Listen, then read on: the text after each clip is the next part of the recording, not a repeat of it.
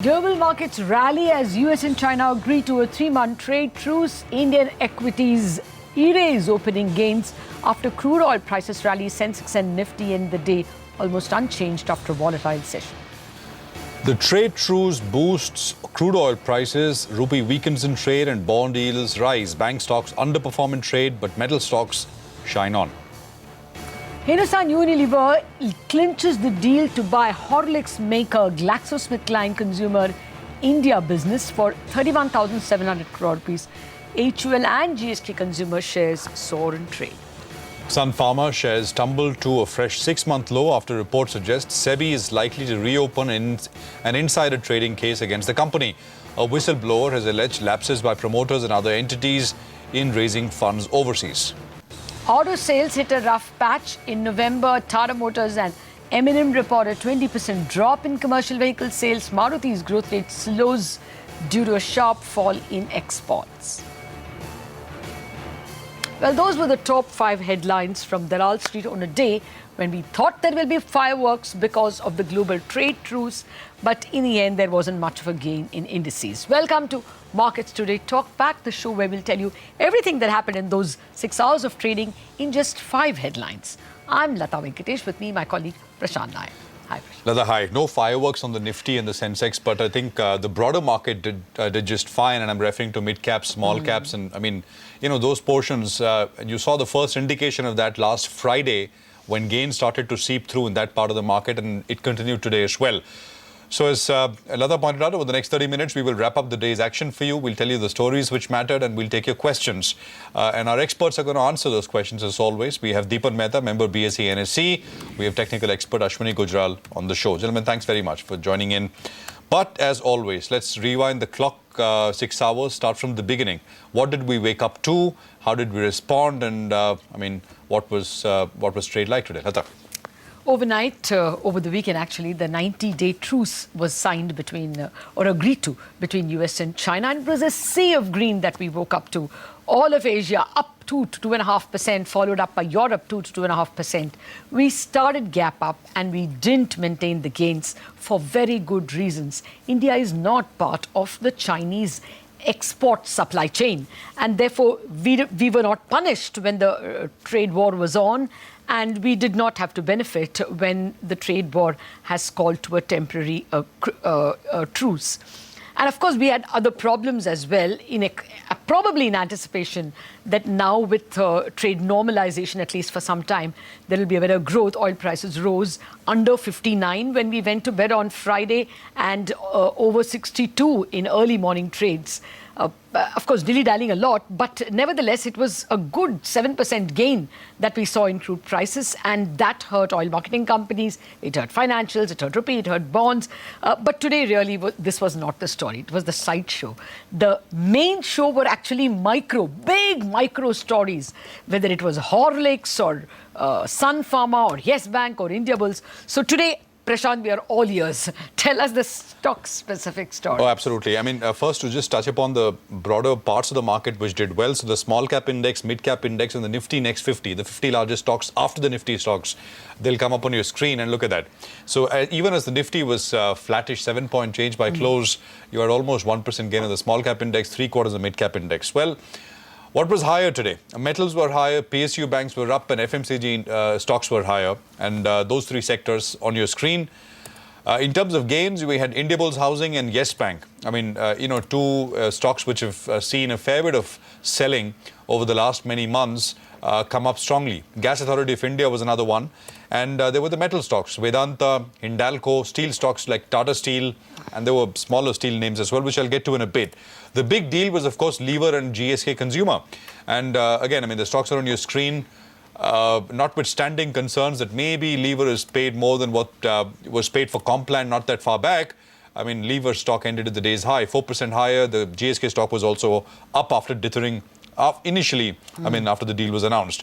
The losers, Sun Pharma, HPCL, and Mahindra, just to give you an inkling of what went down.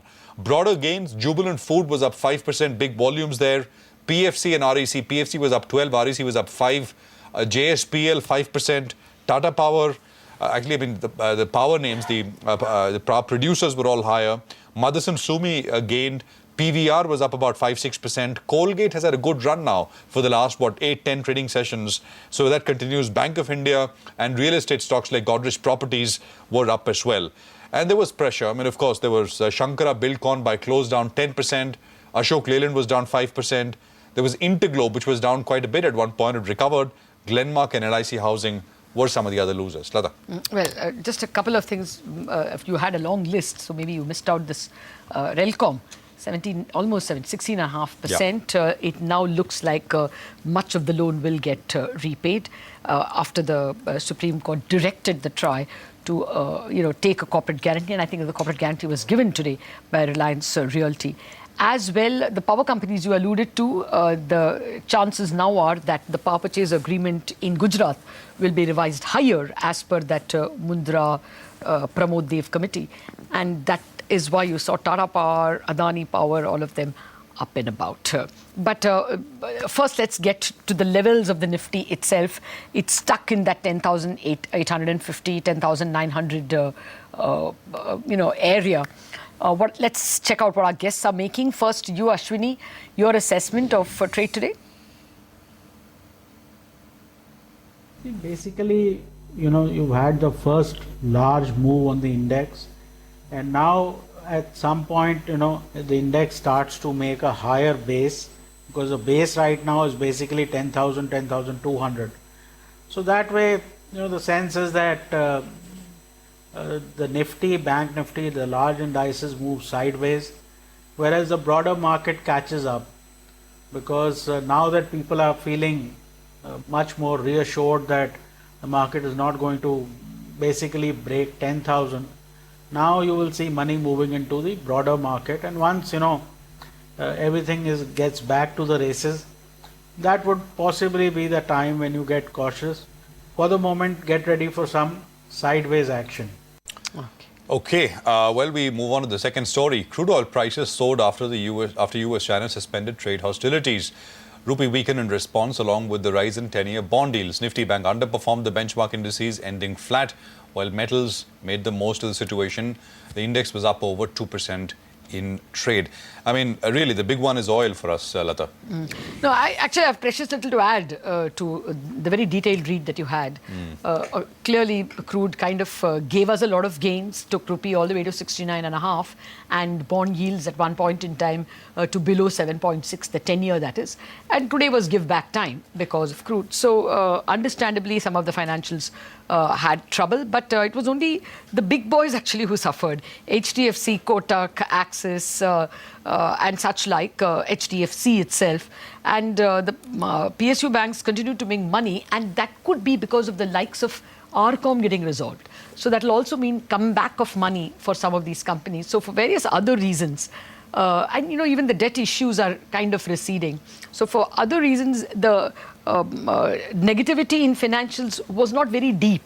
It was restricted to a few stocks, if you please, and to the index. But we have questions on that and on the mighty HDFC Bank. N. Pathak has, it's N. Pathak. He has 400 shares of HDFC Bank, which he bought at 1,865. Long-term investor wants to know if he should continue to hold or sell 400 shares of the blue chip. Deepan, what would you advise him? I think it's a no-brainer. You need to be invested in HDFC Bank and remain invested. If you sell off the HDFC Bank, then buying back again is a major challenge, because always the valuation and the price will be a bottleneck. So I think best to remain invested. One of the best secular growth stories, I would say, of the last 20-30 years or so that we have seen. So I think it's a total no-brainer. One needs to remain invested as long as into the foreseeable future, I would say. Okay. Well, actually, thanks a lot for that, Deepan. We are pussyfooting around the smaller themes. Now is the big theme of the day, the third headline. Hindustan Unilever has clinched the deal to buy Horlicks maker GlaxoSmithKline Consumers India business for 31,700 crore rupees. Both HUL and GSK Consumer shares soared in trade almost 4% as HUL's board approved the merger of GSK Consumer India with itself. First, Mangalam Malu to give us the details. The shares of Hindustan Unilever hit a record high in today's trading session. The street likes the fact that HUL has gone ahead and acquired GSK Consumer. Why is that? Well, because for the price of 31,700 crores or 4.4 shares of HUL for one share of GSK Consumer, the street thinks the deal is favorable. 6.5 times EV to EBITDA as far as FY18 sales are concerned, and around 32 times FY18 EV to EBITDA. This compares with around 4 times EV to EBITDA that Zydus paid for Complan. But remember, HUL has paid for the industry leader Horlicks as well as Boost. Together they have 50% market share. Now to the contours of the deal.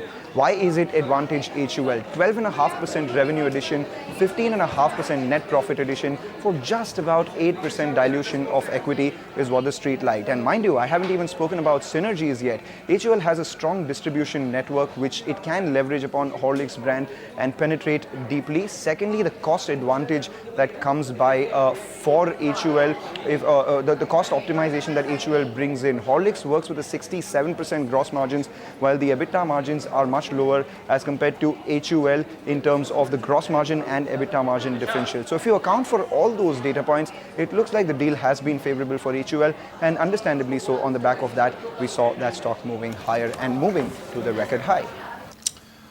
Okay, Mangalam, thanks very much. That's a comprehensive wrap out as far as the business, valuations, everything goes. Harsh Kumar has written in from Pune. He's interested in buying HUL from a longer term perspective, wants to know how the stock might perform going ahead. Deepan, your sense? HUL? See, I think the stock has already run up today. Maybe at corrections, one could look at getting into HUL, and certainly this acquisition is a good fit. It's reasonably large, and considering that they can add a lot of value to the brand and the distribution, it could emerge as a growth engine. In the case of HUL, we are really struggling in terms of growth rates, considering that they are operating in very mature categories. So this is one new growth opportunity for HUL, and I've always maintained that HUL's M&A strategy has been amongst the most successful of all the large Indian corporates. Whenever they've acquired a brand, they've been able to grow the brand at a faster pace and integrate it well and get the maximum out of it. No doubt there are some concerns that they may have paid little higher valuation, but then these companies don't come every day on the market to be bought, and HUL just took the plunge. And I think that it's great for HUL shareholders. Specifically, I think at this point of time, it's run up a little bit, so just wait for a correction. Be 4, 5, 10% lower or so because of some market factors. If the markets were to correct, it may be a good opportunity to get into HUL. Okay. Well, take the math, and I guess with HUL's distribution, they will be able to get more than just that growth in sales, that around 9,000 crore sales that the current numbers indicate. They could do much better than that, given their distribution, especially their rural reach. For me, Horlicks remains a drink of nostalgia, and like the ad said, I could eat it straight out of the bottle. Okay, well, with that we have to take a break. But before that, here is some market opinion that we got from Emkay Global's Krishna Kumar Khan. The auto overall numbers are in a consolidation, and maybe passenger vehicles, commercial vehicles, there the opportunity seems to be much better than your two-wheelers as such. But I think on a long valuation-wise, there has been a decent correction which has happened in the autos. And from a longer-term perspective, we continue to be positive on the passenger vehicle segment despite the headwinds that the sector has seen in the last few months. I think if you look at the road infra companies, they seem to be in a very sweet spot as far as the order book positions, etc. are concerned. And I believe again there will be a bigger amount of tenders, etc. will be issued in the next 3-4 months. And valuations of many of the infra companies have come down to reasonable levels. There is a fear that in the next as far as elections, etc. are concerned, there could be some slowdown, etc. But I think that the kind of opportunities that the sector offers, the valuations are reasonable, and many of the infra companies should give you decent returns. Ashwini Gujral and Deepan Mehta are with us. They've been answering your questions, and well, we are going to continue to do that. We are through with 3 of the stories of the day, and we go on to the 4th one. Sun Pharma shares tumbled to a fresh 6-month low today. This after reports suggested that SEBI is likely to reopen an insider trading case against the company. A whistleblower has alleged lapses by promoters and other entities in raising funds overseas. Archana Shukla has more details on this. Archana, what can you tell us about this case? What is the company saying? What are the allegations exactly? Well, if we go by the whistleblower allegations, they're pretty serious in nature. But let me take you in history. So in August 2017, Sun Pharma, its MD, and 9 other entities had settled an insider trading probe, paying over 18 lakh rupees as settlement charges. Now, this could be up for review by the SEBI if we go by the reports. And this will be based on a 150-page document shared by a whistleblower with SEBI that alleges serious irregularities like inadequate disclosures about the company's links with banned traders like Ketan Parikh and Dharmesh Doshi. It talks about related party transactions, the role of promoter Dilip Sanghvi's brother-in-law and company director Sudhir Walia, his independent financial operations, and how certain individuals have booked notional losses to save on tax payments and certain opaque FCCBs. A foreign brokerage report had also recently highlighted alleged corporate governance lapses too. Some others had looked at annual reports to question the rise of related parties and related party transactions in the companies. So these are some very serious allegations which are up for review according to the reports, and we hope to hear more from the company in the evening con call. Okay. Well, thanks a lot for that. Let's get to Rishi Chabria. He's calling us from Mumbai. He has a question on the stock. Mr. Chabra, what do you want to know? Yeah, so hi, I am an investor and would like to enter Sun Pharma. I mean, buy shares worth approximately, I mean, I need to invest around 15 to 20,000 rupees. So is this the right time? I mean, do you think now, due to this whistleblower and stuff going on, will I get it at a good price? And is it worthwhile buying it right now or what? Okay. All right. Deepan, he has 15,000 to invest and he wants to know if this is the right time to buy Sun Pharma. No, it is not. I think it's best avoided. These sort of corporate governance issues or such investigations, they last for months and months, and to the extent that there is no clarity or no clean chit given, it lingers around and does impact the valuation of the company. In any case, underlying fundamentals are also not that much improving for Sun Pharma. Past few years performance has been pretty dismal given the kind of pricing pressure which is there in the US market and the various issues that it has got with the US FDA. Now some of them have been resolved. So from a fundamental point of view also, Sun Pharma doesn't make sense to buy, and then this further news flow certainly has dampened the spirit even more. In the pharma space, I think one should go for the contract manufacturing companies or the IP-led companies like say a Biocon in contract manufacturing or slightly differentiated business model. There's a company like Jubilant Foodworks or even Suven Life Sciences, something which is doing different and not just US generics and domestic local market, both of which are extremely competitive. Okay. Deepan, thanks. Ashwini, do you want to weigh in? Sun Pharma? I mean, the gentleman wants to put some money to work in the stock. Good idea? You know, these kind of over smart trades, they don't lead anywhere in a hurry. So if you are willing to wait for the next 1 year, 1.5 years, we've seen, long-term bulls on Yes Bank, etc. It takes a while to sort these issues out, how serious this thing is, what kind of action the regulator, etc. takes. Because, people buy these things with great, hope, etc.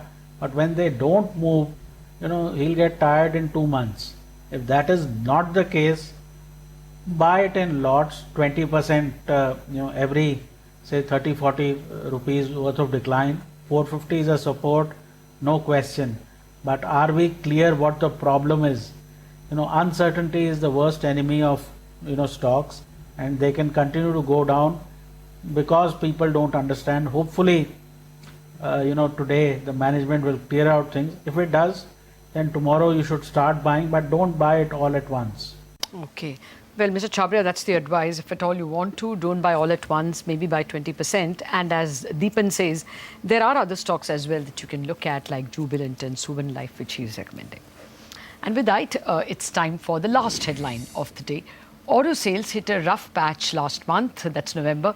The slowdown was led by commercial vehicles, while the two-wheeler and tractor segments outperformed. Bajaj Auto, TVS Motors and Escorts were the front runners. Sonia Shanoy here with all the numbers.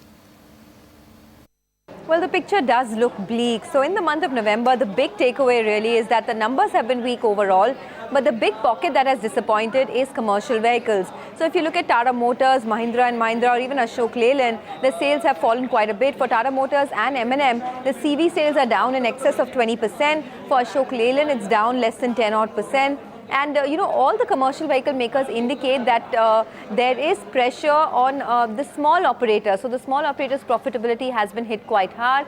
Not just that, we're also seeing demand significantly slow down in the MHCV space. The LCV space, the light commercial vehicle space, is still doing quite well. Now, in the two-wheeler space, Hero MotoCorp has not seen any growth this time around. But on the flip side, we've seen both Bajaj Auto and TVS Motor report good growth in excess of 20-odd%, indicating that the two-wheeler pocket is still looking good. But the silver lining really is the tractor growth. Escorts has reported a very good growth in tractors this time around. In fact, the 3-month average is about 50% higher than what they've seen in the preceding 3 months, and the management indicated to us that the going is quite good. Also, Maruti, the growth rates have slowed down substantially for Maruti.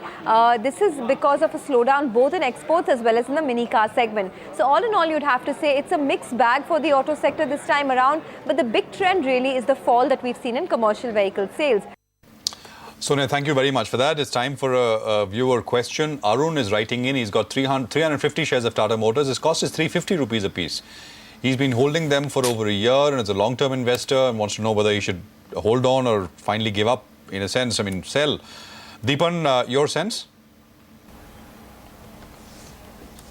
Our view on Tata Motors is negative, and unlike other passenger vehicle, that being Maruti, Tata Motors has a lot of volatility in its earnings, and it's not a secular growth story purely because of GLR and all the challenges it faces in various markets that it sells. But the stock has sold off a lot, and selling it at and booking a loss is definitely a difficult decision. So I think just wait for maybe an opportune time whenever the stock has rallied by 5-10%, and these things happen in Tata Motors. One good quarter, some good sales number coming in from China or US or UK, and the stock does tend to rally, and that's the time to take advantage of the rally in Tata Motors and exit out of the company once and for all. Okay, so wait for a rise and exit. The stock is not rewarding.